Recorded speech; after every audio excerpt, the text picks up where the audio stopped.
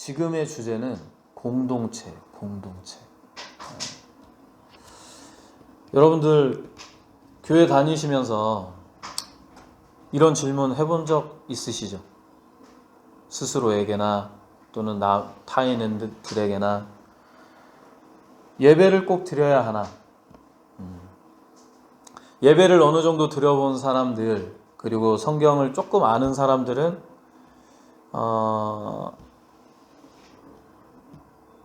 이 질문을 하면서 늘 하는 얘기가 있어요. 두세 사람이 모인 곳이 교회라 하였다. 예배라 하였다. 그러니까 교회 안 나가도 되지 않냐.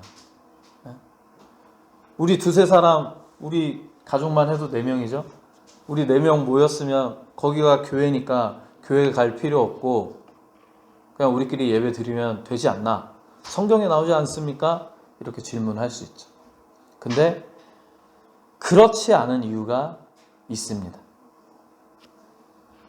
우리 히브리서 오늘 이 주제를 가지고 우리가 사도행전 딱 한 절만 봤지만 성경에는 그 이유가 엄청나게 많이 나와 있어요. 히브리서 10장에 보면 정기적으로 모이는 이 예배는 서로를 세우고 격려하는 시간, 그것이 바로 하나님의 뜻이라고 말씀을 하고 있어요. 그리고 시편 95편에는 예배는 창조주 하나님께 드리는 마땅한 우리의 행위라고 되어 있습니다.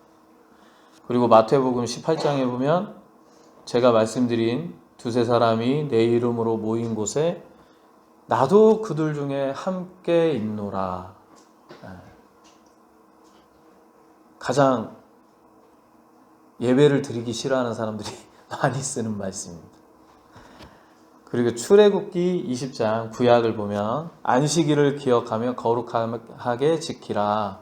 십계명에도 나와 있죠. 그리고 오늘 본문 사도행전 2장이죠. 초대교회 이 성도들의 정기적인 예배를 통해서 무슨 얘기를 하고 있는 걸까요? 오늘 본문.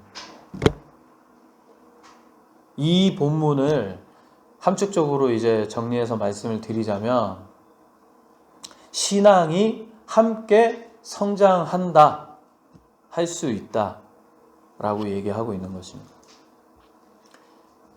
예배를 꼭 드려야 하나 이 질문에 제가 어느 정도 설명을 조금 해드렸어요. 말씀을 토대로. 설명을 들으니까 예배를 드려야 할까요? 안 드려야 될까요? 당연한 대답이 나왔죠. 여기서 안 드려도 될 것 같은데요 라는 대답을 하면 이단이 되는 거죠. 질문 자체가 그죠? 예스를 원하는 그런 질문이었습니다. 예배를 꼭 드려야 하나 이런 고민할 수 있어. 근데 하나님께서 원하시고 바라시는 뜻이 있다라는 거예요. 그러면 우리가 예배를 꼭 드려야 하는 건 알겠어. 그런데 예배를 꼭 교회에서 드려야 하나? 이런 질문을 할 수 있겠죠. 어떻게 생각하십니까? 우리 최영 자매님.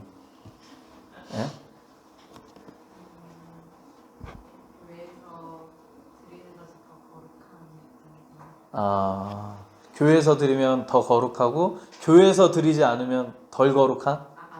아닙니까? 마음이 중요하죠. 한번 예를 들어볼까요? 지금 우크라이나와 러시아가 지금 4년 동안 전쟁하고 있어요. 수많은 젊은 병사들이 정말 전쟁터로 끌려가서 목숨이 왔다 갔다 하는 그런 상황이 있습니다. 근데 러시아도 그렇고 우크라이나도 그렇고 따지고 보면 기독교 국가에 굉장히 가까운 나라인데 그 전쟁 중에 총알과 미사일과 드론이 날아다니는 그 전쟁 와중에 그들이 드리는 그 야외에서 드리는 참호에서 드리는 그 예배가 지금 우리가 교회에서 드리는 예배보다 훨씬 더 간절하겠죠. 훨씬 더 거룩하겠죠. 그죠? 예수님께서 겟세마네 동산에 올라가서 땀방울이 핏방울이 되도록 그렇게 기도하신 것 같이 제발 이 전쟁이 끝나게 해주세요. 제발 사랑하는 우리 가족들 만나게 해주세요. 네. 그런 기도하지 않을까요? 그 전쟁이 발발했을 때 제가 유튜브를 보면서 쇼츠였던 것 같아요. 되게 감동적이고 너무 마음이 아프고 눈물 나는 장면이 있었어요. 가족들이 피난을 가게 됐습니다. 포탄이 떨어지고 아파트 건물에 미사일이 떨어지고 하니까 막 아파트에 구멍이 막 이만하게 났어요. 피난을 갈 수밖에 없죠. 그래서 열차를 타고 피난민들이 그 열차를 다 타고 가는데 우리 오르나 오벳보다도 더 어린 아이가 막 울고 있는 거야. 창문을 보면서. 근데 그 밖에는 좀 이제 중년의 남자가 서 있었어요. 근데 그 중년의 남자는 그 아이들을 보고 막 장난을 이렇게 막 치는 거야. 기차가 계속 멀어지는데도 따라가면서 아이들한테 끝까지 즐거움을 주려고. 근데 그 아버지가 징집이 돼서 군대에 가야 되는 상황이었어요. 가족끼리 떨어질 수밖에 없는.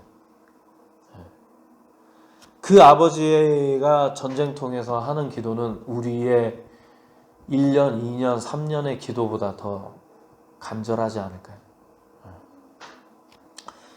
근데 그런 특수한 상황을 제외하고 나서는 교회에서 예배를 드리는 것을 추천하고 우리가 지켜야 되는 예배의 예의라고 해야 될까요?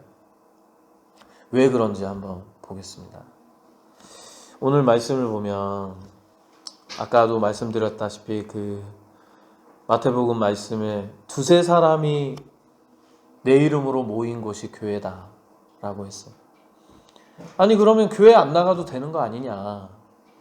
모든 교회들이 개척하시는 분들의 교회를 보면 가정 예배부터 시작하는 경우가 굉장히 많습니다. 저희 부모님과 저희 가정도 그랬고요. 가정에서부터 시작하는 거 나쁘지 않죠. 그것도 당연히 교회가 될 수가 있죠. 그런데 왜 이렇게 교회에서 예배를 드리라고 추천을 하고 그런 제도가 만들어졌을까?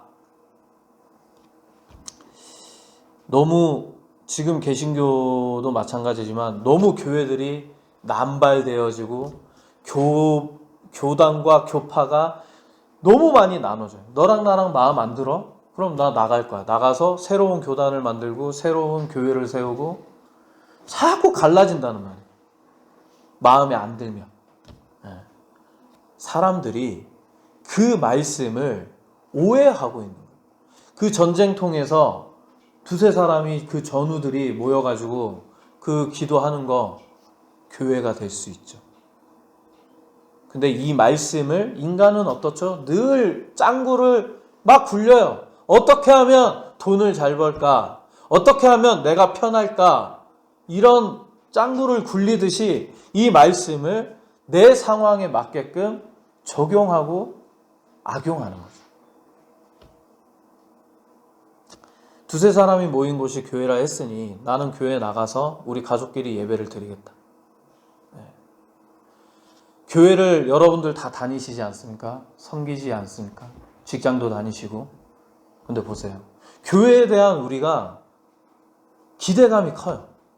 사랑을 외치고 섬김을 외치고 용서를 외치고 그러한 교회에서 저 사람이 나한테 말을 함부로 하네? 저 사람이 나를 좀 무시하네? 업신여기네?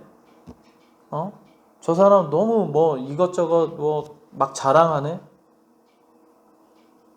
위로해주기보다는 나한테 상처를 주고 함께 섬기기보다는 나에게 일을 떠맡기고 이러한 교회의 상황 속에서 많은 분들이 상처를 받아요. 그렇지 않습니까? 교회도 사람이 사는 곳이에요. 근데 교회에서 물론 짜증이 나고 화가 나고 할 수가 있겠죠. 근데 그 상황을 회피해버린다?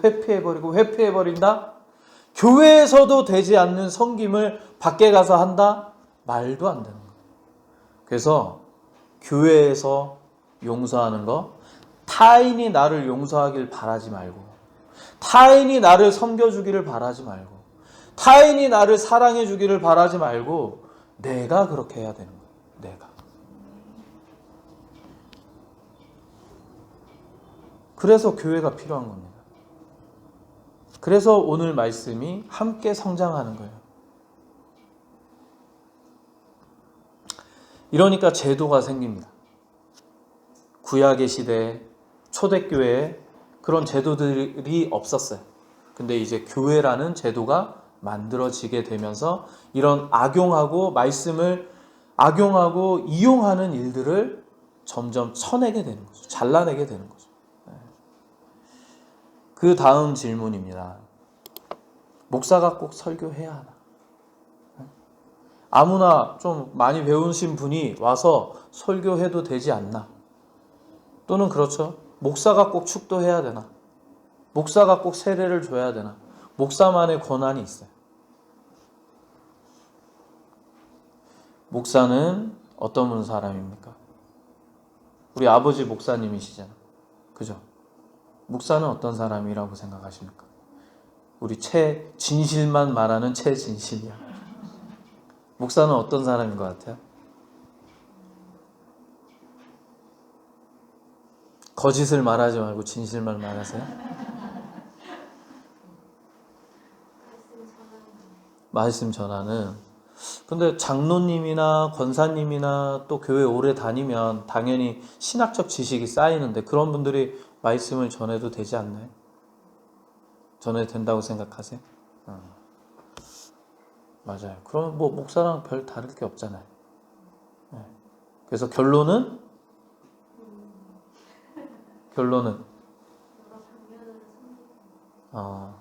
맞아요.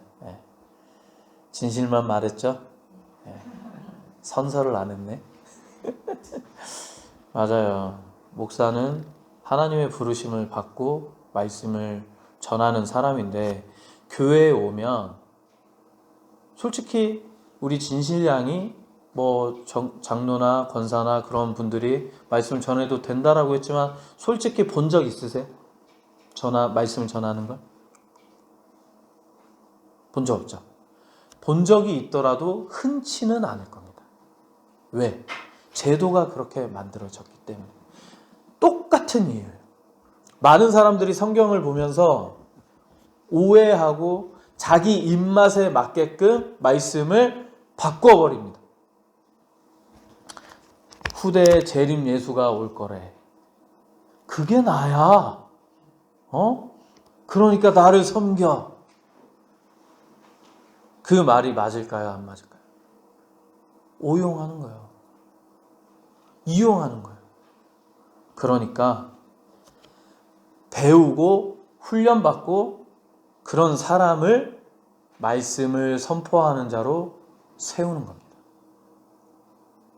자격이 없는 사람, 우리 자격증 따죠.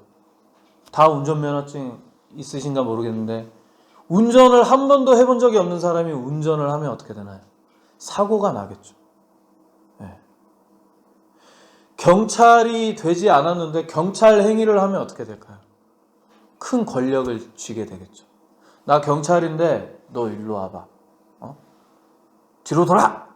무릎 꿇어! 자격이 있는 사람을 세우는 겁니다. 과거에는 성경에는 그런 게 없겠죠. 자격증 있는 사람을 말씀을 선포하는 사람으로 세우거라. 그런 말씀 전혀 없습니다. 근데 제도가 생겨나고 사람들이 자꾸 악용하고 하나님을 이용하고 우리 아까 찬양 불렀잖아요. 험한 십자가 붙들겠네. 여러분의 십자가는 험한 십자가입니까? 자주 하는 얘기가 있죠. 우리는 어떤 십자가를 짊어져야 되는가? 귀에 거는 반짝반짝거리는 작고 예쁜 그런 십자가만 짊어지길 바라시는 거 아닙니까? 짊어지는 것도 아니죠. 그냥 목걸이에, 귀걸이에, 브로치처럼 그냥 달고 다니는 거죠. 달고 다니는. 근데 십자가는 여러분들 알다시피 원래 십자가는 이 천장 높이쯤 될걸요. 크기도 엄청 크고 그 십자가에는 피와 오물이 가득 묻어있고 혐오스러운 십자가예요. 그런데 예수님은 그 십자가를 짊어지시고 우리를 살려주시고 그로 인해서 혐오스러운 십자가가 아름다운 십자가가 되었죠. 그런 아름다운 십자가를 우리가 동일하게 축복을 누리기도 해야 되지만 그 누리는 축복을 감사함으로 바꾸고 그 감사함이 오직 하나님께 헌금 잘하고 예배 잘 드리고 하는 것에서 끝나는 행위를 에서 끝나는 것이 아니라 내가 받은 그 사랑을 세상에 믿지 않는 사람에게 나누는 것이 바로 예수님과 같이 동일한 십자가를 짊어지는 험한 십자가의 길이 되는 것입니다. 그런데 험한 십자가라는 그 단어 안에 말만 들어도 난 싫은데 무서운데 이게 인간의 마음이에요. 근데 깊은 신앙의 사유가 들어가게 되고 내 믿음이 자라나게 되면 험한 그 길이라 하더라도 그 험한 십자가라 하더라도 행복으로 즐거움으로 기쁨으로 나아가게 되는 게 바로 신앙의 거듭남이 되는 것입니다. 쉽지 않죠. 따지고 보면. 네. 목사 중에도 이상한 사람 많습니다. 제가 본 이상한 목사님은 축구할 때 어쩜 그렇게 욕을 잘하시는지. 그것도 야 임마 이놈의 새끼야 뭐 이런 욕도 아니야. 쌍욕. 목사들 사이에서도 너무 유명하고 뭔가 화나는 일이 있으면 탁 멱살 잡고. 목사다운 삶인가요? 그런 사람이? 우리 최 목사님께서 그런 목사님이 되길 바라시진 않으시잖아요. 그죠? 또는 너무 돈을 밝히시는 목사님. 너무 많죠.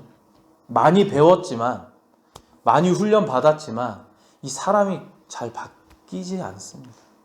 근데 이 바뀌는 사람은 진짜 신앙이 있는 사람이죠.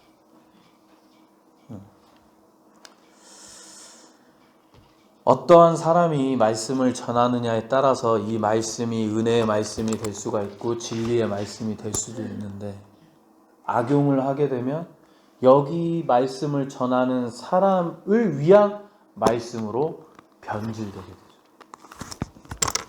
그러한 해석에 대한 중구난방을 막기 위한 그 방편으로 훈련받은 목사가 말씀을 전하게 되는 것입니다.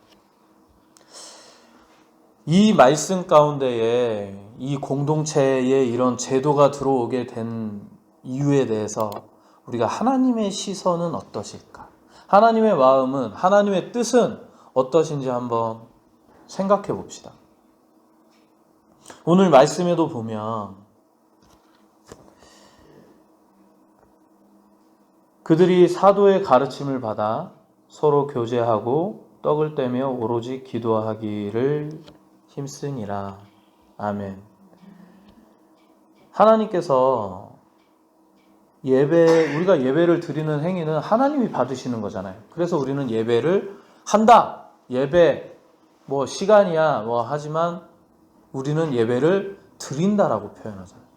하나님께 올려드린다. 드린다. 근데 이 말씀을 한번 보십시오. 오늘 본문 말씀. 하나님께 어떤 드리는 말이 있나요? 전혀 없죠. 이 말씀은 곧 우리가 좋은 거예요. 근데 거의 모든 말씀들이 그렇습니다. 하나님이 어떠한 조건을 걸고 하나님께서 어떠한 말씀을 전해요. 순종하게끔 하라고. 근데 그 결론을 따라가보잖아요. 그러면 다 우리한테 좋은 거예요. 이렇게 하면 너의 영혼을 내가 살려줄 거야. 이렇게 하면 내가 너를 살려줄 거야. 이렇게 하면 네가 축복받을 거야. 네. 하나님 참 대단하시지 않습니까? 주고 또 주고 또 주고 또 주고. 주고 싶어 하시는 분이에요. 주고 싶어 하시는 분. 우리한테 뭘 뺏어가고 싶어 하시는 분이 아니라 우리의 영과 육이 다 잘 되길 바라시는 분으로 이렇게 말씀도 우리에게 주시는 것입니다. 예배 시간은 하나님께 영광을 올려드리는 시간입니다. 정해진 장소, 정해진 시간, 그 시간을 여러분들은 어떻게 할애하세요? 정해진 시간, 주일이 됐네, 10시가 됐네, 예배 드려야 되겠네. 그죠? 그 시간이 되면 뭔가 기쁨이 있으세요? 아니면 무덤덤하세요? 아니면 아유 귀찮아 죽겠어요? 여러 가지 어떤 내 마음과 내 삶에 따라서 여러 가지 마음이 들 수가 있겠죠. 그런데 정말 귀하게 여기셨으면 좋겠습니다. 특히 우리 중천교회 같은 경우는 주일 이 한 번의 예배를 드리는데 이 시간을 귀찮은 시간이 아니고 그 정해진 시간과 장소에서 그저 드리는 예배가 아니라 내가 그 시간만큼은 하나님께 온전히 드리는 시간, 나를 드리는 시간, 내 마음을 드리는 시간, 내 신앙을 드리는 시간이 되길 소망합니다.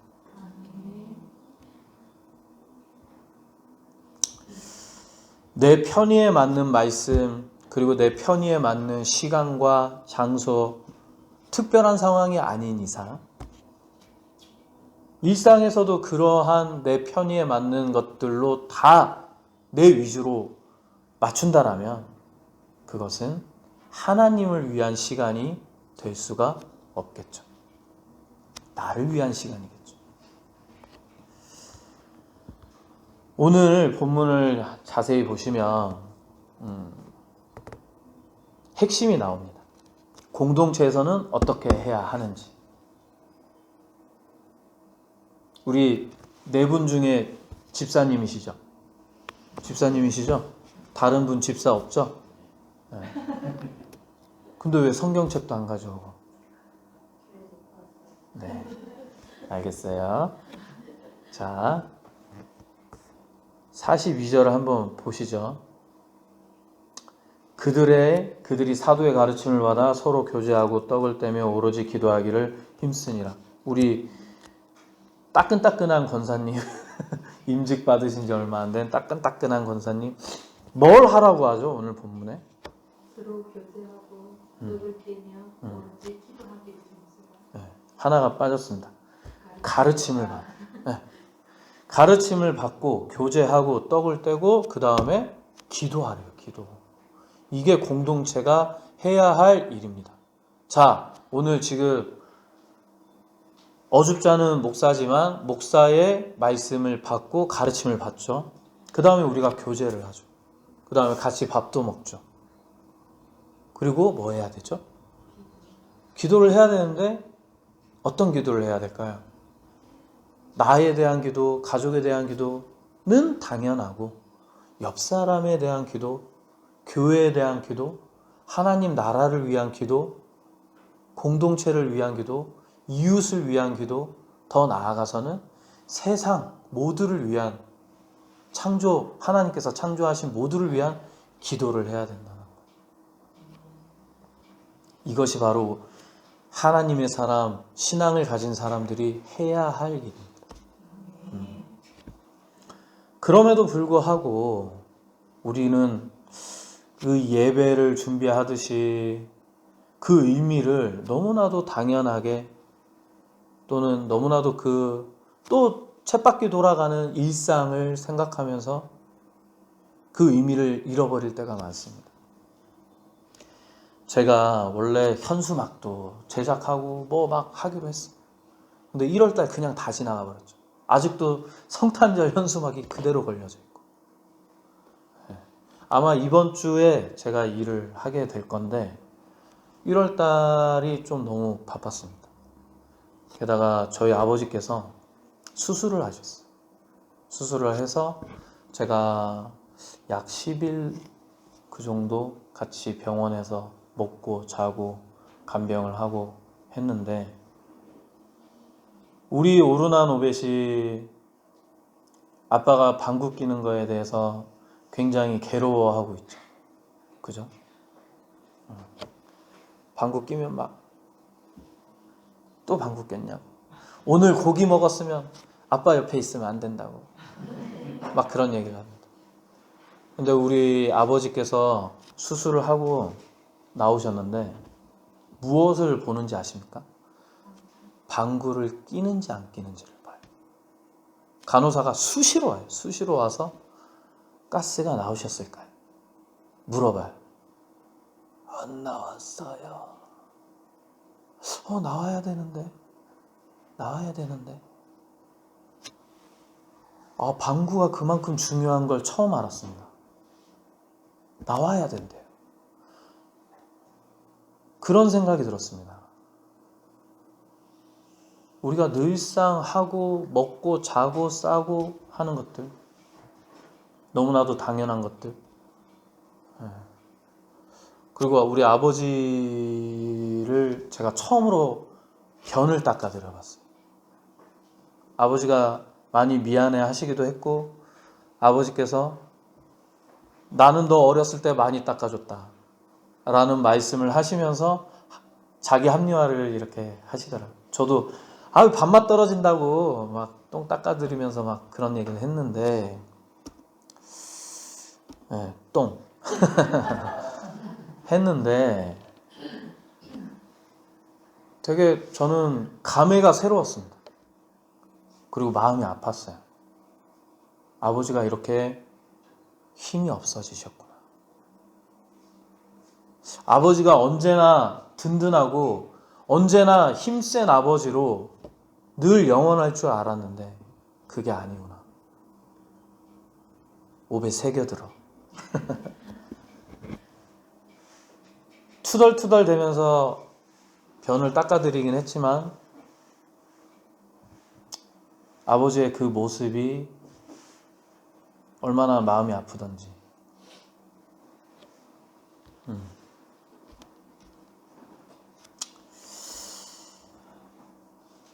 그리고 그런 생각을 했어요.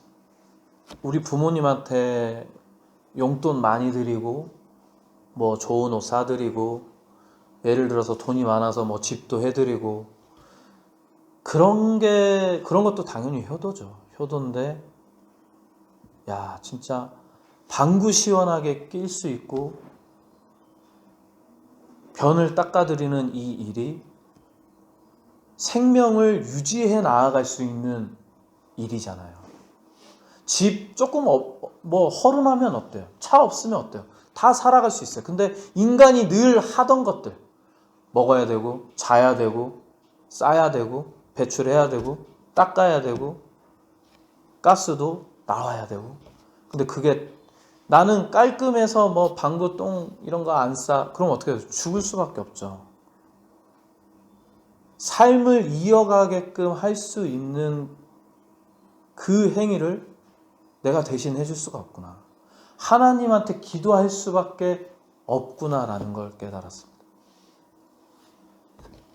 우리가 늘 드리는 이 예배, 늘 함께 보는 이 사람들 너무 당연한 것 같지만 당연한 게 아니더라고요.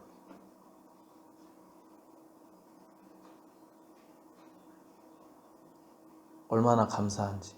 당연한 걸 할 수 있는 이 시간이 너무나도 감사합니다. 늘 내 옆에 있는 아내, 늘 내 옆에 있는 자매, 늘 내 옆에 있는 우리 집사님, 권사님, 옆 사람을 보면서 감사해 하십시오. 가족을 보면서 우리 아빠는 왜 이렇게 잔소리가 많아? 우리 엄마는 왜 이렇게 잔소리가 많아? 그러지 마시고 그 잔소리를 못 들을 날이 오게 될 것입니다. 우리 교회도 가르치고 교제하고 떡을 떼고 기도해야 되는 곳으로 귀하게 여기시고 오늘 둘째 주로 반찬을 나누는 날이죠. 이 말씀에 딱 맞는 날 아닙니까? 행복을 더욱더 나누는 우리 신앙인 되길 소망합니다.